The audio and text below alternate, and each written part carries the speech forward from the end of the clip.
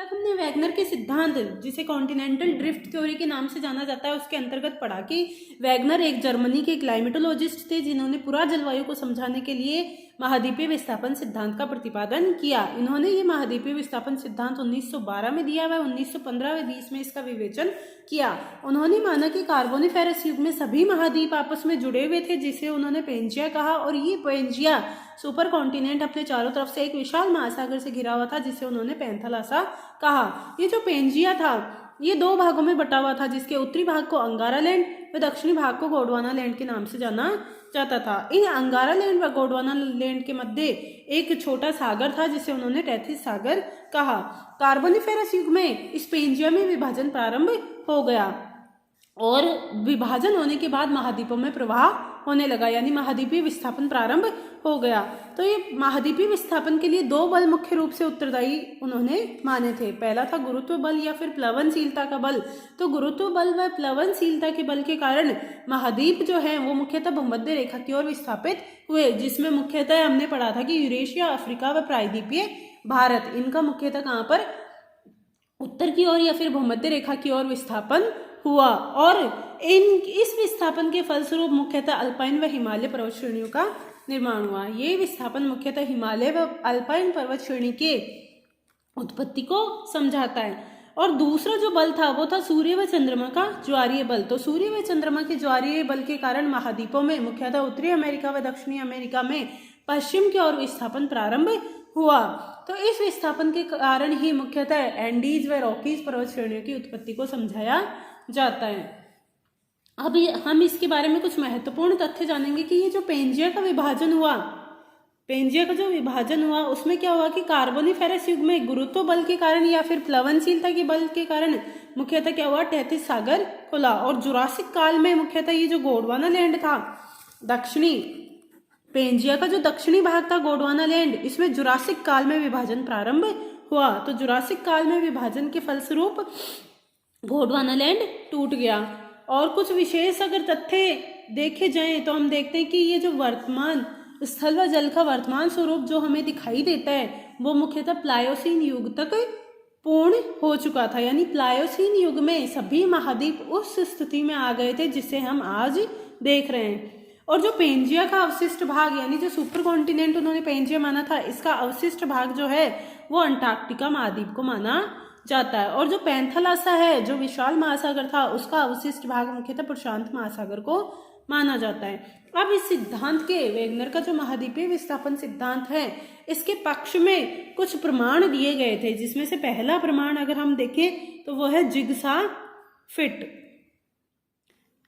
जिसे jigsaw fit के नाम से जाना जाता है। तो ये जिगसा फिट क्या है? अगर बात की जाए जिगसा फिट की तो हम देखते हैं कि ये जो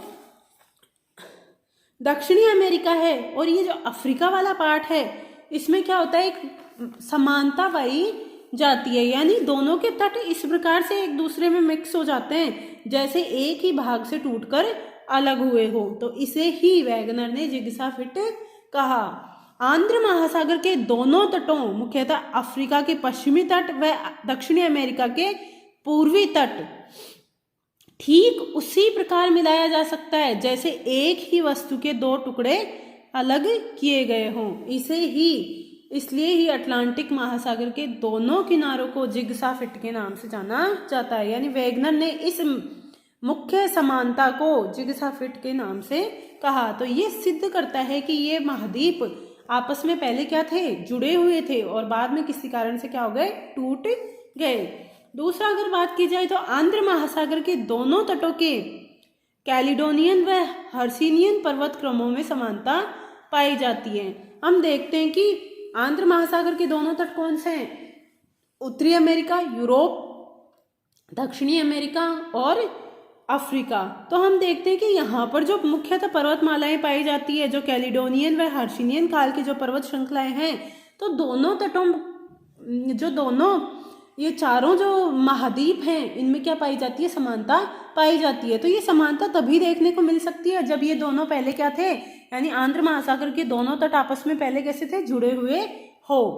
और तीसरी अगर बात की जाए तो दोनों तटों, यानी आंध्र महासागर के जो दोनों तरफ के जो तट है, उनकी भूवैज्ञानिक संरचना में भी क्या पाई जाती है, समानता पाई जाती है। तो ये समानता भी तभी दृष्टिगत हो सकती है जब दोनों क्या हो, पहले जुड़े हुए हो। और देखा जाए तो अटलांटिक महासागर के दोनों तटों पर जो जीवाश्म पाए जाते हैं, जो वनस्पति पाई जाती है, जो खनिज पाए जाते हैं, वो सब कैसे हैं, उनमें समानता पाई जाती है। और ग्रीनलैंड की पश्चिम की ओर गति भी यह सिद्ध करती है कि महाद्वीप जो हैं उनमें पश्चिम की ओर प्रवाह हो रहा है। एक स्कैंडिनेविया नॉर्वे वाले क्षेत्र में, ये जो अगर बात की जाए, ये जो नॉर्वे वाला क्षेत्र है, ये स्कैंडिनेवियाई प्रायद्वीप में एक विशेष प्रकार का जीव पाया जाता है जिसको हम कहते हैं जो लैमिंग। तो ये क्या करता है कि जैसे ही इनकी पॉपुलेशन अधिक होती है वैसे ये क्या होता है, पश्चिम की ओर विस्थापित होते हैं और समुद्र में डूबकर मर जाते हैं। तो ये माना जाता है कि पहले इस प्रकार की प्रवृत्ति होती थी कि यहाँ पर जब लैमिंग की जनसंख्या बढ़ती थी, संख्या बढ़ती थी, तो ये लैमिंग क्या करते थे, पश्चिम की ओर विस्थापित होते थे पहले, क्योंकि ये जो है अटलांटिक महासागर के दोनों तट आपस में जुड़े हुए थे इसलिए वो इधर की ओर विस्थापित हो जाते थे। लेकिन अब क्योंकि यहाँ पर महासागर आ चुका है इसलिए वो लैमिंग डूबकर मर जाते हैं। एक है ग्लास, एक मुख्यतः इंपोर्टेंट तथ्य ग्लासोप्टेरिस वनस्पति का दक्षिणी अफ्रीका, फाकलैंड, भारत, ऑस्ट्रेलिया व अंटार्कटिका में विस्तार। यानी जो ग्लासोप्टेरिस वनस्पति है ये मुख्यतः अफ्रीका में भी पाई जाती है, दक्षिणी अफ्रीका में पाई जाती है। ये जो फाकलैंड द्वीप समूह है यहाँ पर पाई जाती है, भारत के दक्षिणी भाग में भी पाई जाती है, ऑस्ट्रेलिया में भी पाई जाती है। तो ये तभी इन स्थानों, क्योंकि इन स्थानों के बीच में वर्तमान में दूरी क्या है, बहुत अधिक है, तो ऐसे नहीं हो सकता कि इस वनस्पति का विस्तार यहाँ पर हो सके। तो ये तभी संभव है जब प्राचीन काल में ये महाद्वीप क्या थे, आपस में जुड़े हुए थे। एक महत्वपूर्ण जो प्रमाण दिया जाता है वो ये दिया जाता है कि कार्बोनिफेरस हिमानीकरण का दक्षिणी अफ्रीका, ब्राजील, फाकलैंड, ऑस्ट्रेलिया व भारत में प्रभाव। ये देखा जाता है कि कार्बोनिफेरस काल में जो हिमयुग आया था उस हिमयुग के प्रभाव जो हैं अब भी अवशेष देखने को मिलते हैं, वो दक्षिणी Africa, Brazil, Falkland, Australia, Bharat, इनमें देखने को मिलते हैं। तो इन महाद्वीपों में तभी देखने को मिल सकते हैं जब ये आपस में क्या हो, जुड़े हुए हो। तो ये है वैगनर का सिद्धांत। अब वैगनर के सिद्धांत द्वारा व्याख्या किस किस चीज की जा सकती है, तो हम देखें तो वैगनर का जो सिद्धांत है वो महाद्वीपों की वर्तमान स्थिति की पूर्णतः व्याख्या करता है। कैसे करता है व्याख्या,